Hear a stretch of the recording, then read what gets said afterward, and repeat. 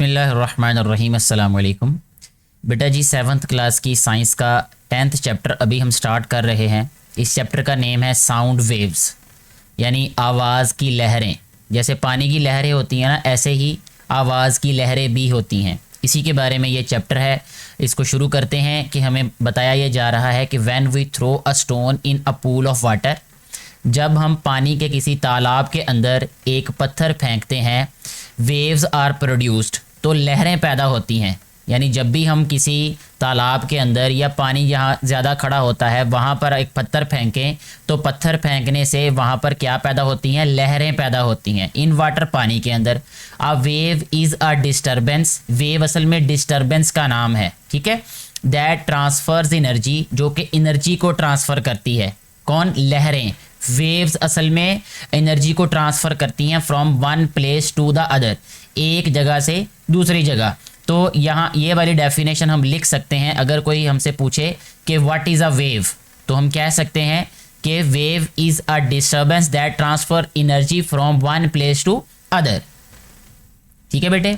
इसके बाद बताया ये जा रहा है कि waves can be produced in liquids. अब वेव्स जो हैं वो कहाँ कहाँ पैदा हो सकती हैं? लिक्विड्स में हो सकती हैं, गैसेस में हो सकती हैं, एंड सॉलिड्स में हो सकती हैं। जब गैस की बात आएगी ना, तो इसमें आपने ये याद रखना है कि हवा जो है ये भी असल में गैसेस का मजमुआ होता है, ठीक है। तो हवा में भी पैदा हो सकती हैं। Many waves require some material to travel through, बहुत सारी वेव्स ऐसी होती हैं जिसको ट्रैवल करने के लिए, एक जगह से दूसरी जगह जाने के लिए किसी मटेरियल मीडियम की ज़रूरत होती है, किसी मटेरियल की ज़रूरत होती है।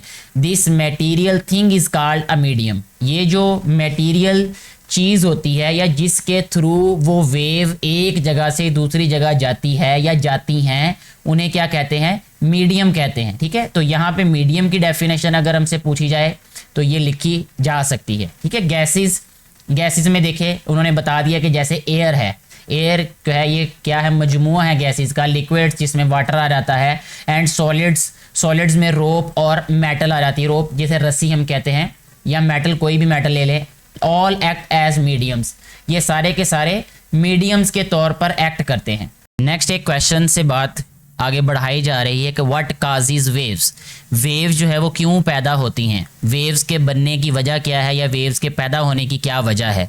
कहता hold on and of a rope, एक रस्सी का जो है वो सिरा पकड़ें, ठीक है, यानी सिरा जो है वो रस्सी का पकड़ लें। And move it up and down, इसको ऊपर नीचे जो है वो क्या करना है? हिलाना है। You will produce waves in it, हम इसमें क्या पैदा करेंगे? वेव्स पैदा करेंगे, यानी लहरें पैदा करेंगे, अगर उर्दू में इसको कहा जाए तो। We see that vibrating movements of some substance can create waves, यानी हम देख सकते हैं या हम देखते हैं कि जो वाइब्रेटिंग मूवमेंट्स हैं किसी भी सब्सटेंस की, वो वेव्स पैदा करती हैं।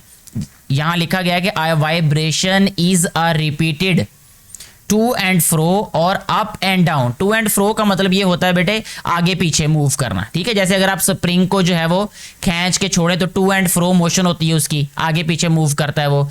जैसे पेंडुलम है ये, ठीक है, पेंडुलम को कह सकते हैं। इसी तरह अप एंड डाउन मूवमेंट का मतलब ऊपर नीचे, इस तरह, ठीक है। अगर आप कैमरा में मुझे देख सकते हैं तो आप देख सकते हैं कि ऊपर एंड नीचे, ऊपर और नीचे जो हरकत होती है इसे अप एंड डाउन कहते हैं। मोशन ऑफ सम सब्सटेंस, तो ये वाइब्रेशन की डेफिनेशन यहाँ पे हमें दे दी, तो आप यहाँ वाइब्रेशन की डेफिनेशन ये राइट कर सकते हैं।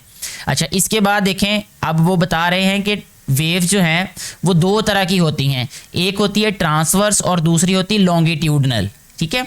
यहाँ है transverse and longitudinal waves. There are two types of waves, that is transverse waves and longitudinal waves. तो ट्रांसवर्स वेव्स और लॉन्गिट्यूडनल वेव्स की दो टाइप्स हैं। पहली है ट्रांसवर्स वेव्स। ट्रांसवर्स वेव्स क्या होती हैं?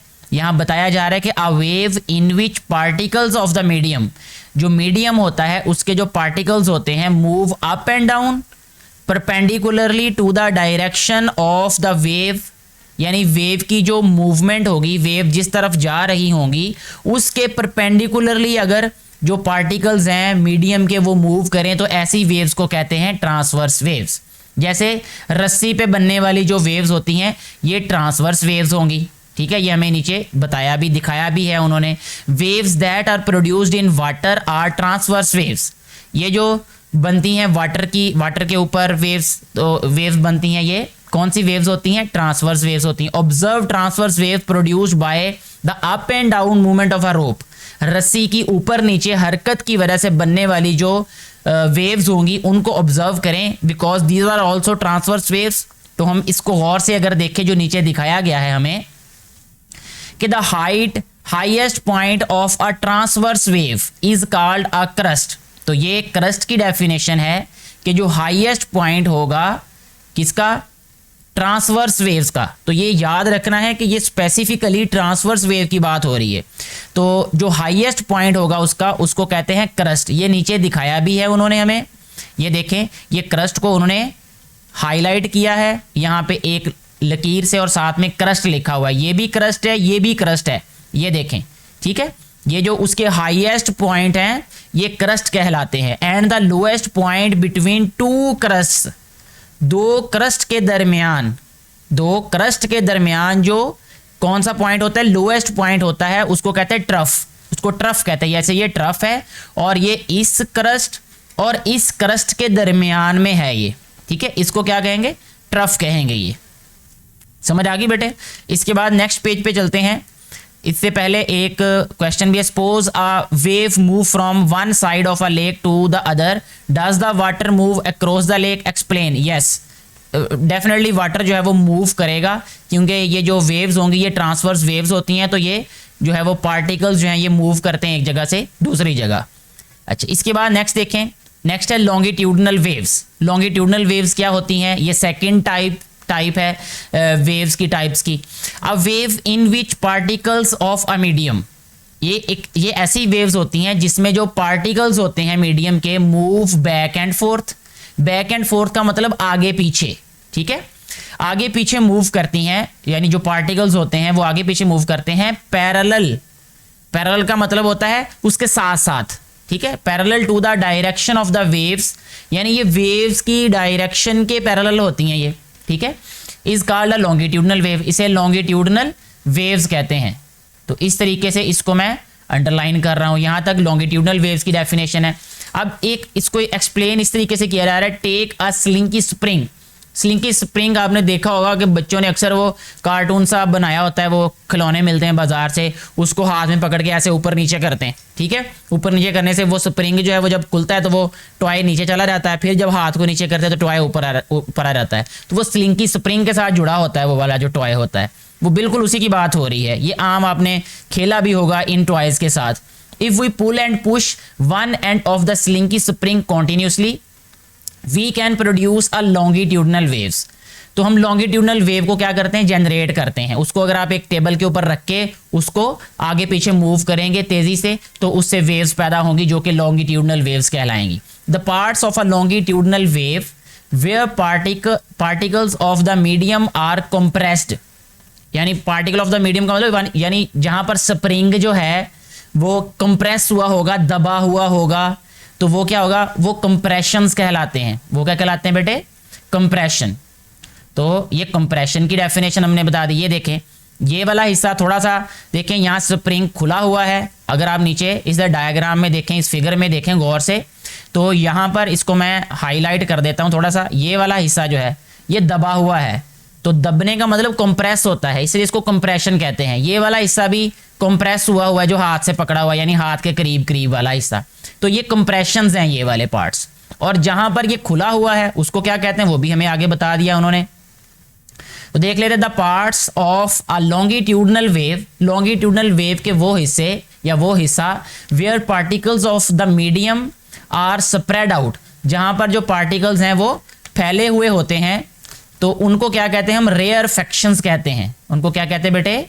Rare factions. तो साथ साथ रिपीट भी करेंगे ना आप मेरी बातों को, तो क्योंकि मैं क्लास के इन्वायरमेंट के हिसाब से आज आपको पढ़ा रहा हूँ, क्योंकि जब मैं क्लास में पढ़ा रहा होता हूँ तो मेरी आदत होती है कि मैं थोड़ी थोड़ी देर बाद बच्चों को पूछता रहता हूँ कि बेटे इसको कंप्लीट करें इस सेंटेंस को। तो उससे ये होता है कि बच्चे इन्वॉल्व रहते हैं लेक्चर में, तो ध्यान उनका लेक्चर के अंदर ही रहता है, तो बहुत सारी बातें उसी वक्त याद हो जाती हैं। तो वो जो पार्ट्स होते हैं बेटे उसको रेयर फैक्शंस कहते हैं, यानी ये जो खुले हुए हिस्से होते हैं, ये आप देख रहे हैं कंप्रेशंस के दरमियान में, ये कंप्रेशन और इस कंप्रेशन के दरमियान में जो हिस्सा है उसको रेयर फैक्शन कहते हैं। इसी तरह ये वाला और ये कंप्रेशन के दरमियान में रेयर फैक्शन है। एज द वेव मूव्स, जब वेव्स मूव करती हैं compressions and rarefactions are produced. जब वेव्स मूव करती हैं तो डेफिनेटली कंप्रेशन और रेयरफैक्शंस ही बनेंगे। Are produced due to the back and forth motion of particle of the medium. क्यों बनते हैं? क्योंकि हम उसको बैक एंड फोर्थ मूव कर रहे होते हैं, आगे पीछे उसको हरकत दे रहे होते हैं, स्प्रिंग को, स्लिंकी को। Sound from a vibrating body produces longitudinal waves in air. जो साउंड वेव्स होती हैं ना, वो भी असल में कौन सी वेव्स प्रोड्यूस करती हैं? लॉन्गिट्यूडनल वेव्स प्रोड्यूस करती हैं। जैसे देखिए, हम अभी मैं बोल रहा हूं तो मेरे मुंह के करीब जो एयर के पार्टिकल्स हैं वो ज़्यादा कंप्रेस हो रहे हैं, और उससे आगे वाले जो पार्टिकल्स होंगे वो कम कंप्रेस होंगे। यानी जो मेरे फेस के, मेरे लिप्स के करीब वाला पार्ट होगा ना, वो असल में कंप्रेशन होगा, और उससे दूर जो होगा वो रेयरफैक्शन होगा। ठीक है बेटा, इसलिए उसने साउंड की बात की है कि जो साउंड होता है ना, वो साउंड वेव्स जो होती है वो लॉन्गिट्यूडनल वेव्स होती हैं। These waves reach our ear and affect the ear drum. तो ये ईयर ड्रम पे इफेक्ट करती हैं। ये के बाद जो है वो हमें ये बताया जा रहा है नीचे कि sound waves are longitudinal waves. कैसे लॉन्गिट्यूडनल वेव्स हैं, इसको क्लियर उन्होंने किया हुआ है कि a sound wave travelling through air is an example of a longitudinal wave. ये लॉन्गिट्यूडनल वेव की मिसाल है। When a drum beats a drum beater, when a drummer beats a drum, जब एक ड्रमर जो है यानी ड्रम बजाने वाला वो ड्रम को बजाता है, the surface of the drum vibrates and create a disturbance in the air beside it. उसके साथ वाली जो हवा होती है, यानी ये ड्रम है, ड्रम के बिल्कुल पास वाली जो हवा है, इसको क्या करता है? डिस्टर्ब करता है ये। when the drum head moves to the left, it compresses the particle of air and creates a compression. When the drum head moves to the right, जब लेफ्ट पे मूव करता है ड्रम हेड, यानी ये जो इसका डायाफ्राम होता है या पर्दा कह लें इसको, तो वो हवा को कंप्रेस कर देता है। जब दोबारा पीछे को आता है तो वो क्या कर देता है? उसको राइट पे मूव करता है। तो the particles of the air on the right move further apart creating a rarefaction. तो फिर रेयरफैक्शन क्रिएट करता है। These compression and rarefaction travel through the air as longitudinal waves. तो लॉन्गिट्यूडनल वेव्स की फॉर्म में ये मूव करता है, यानी जो साउंड होती है मूव करती है। When the disturbance in the air reach our ear, जब ये हमारे कान में पहुंचता है, यानी ये जो डिस्टर्बेंस होती है, वो hear the sound of the drum. तो हम ड्रम की आवाज़ को सुनते हैं।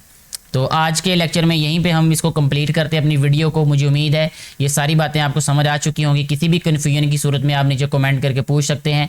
मैं अपने इल्म के मुताबिक आपको सेटिस्फाई करने की पूरी कोशिश करूँगा। Thank you very much.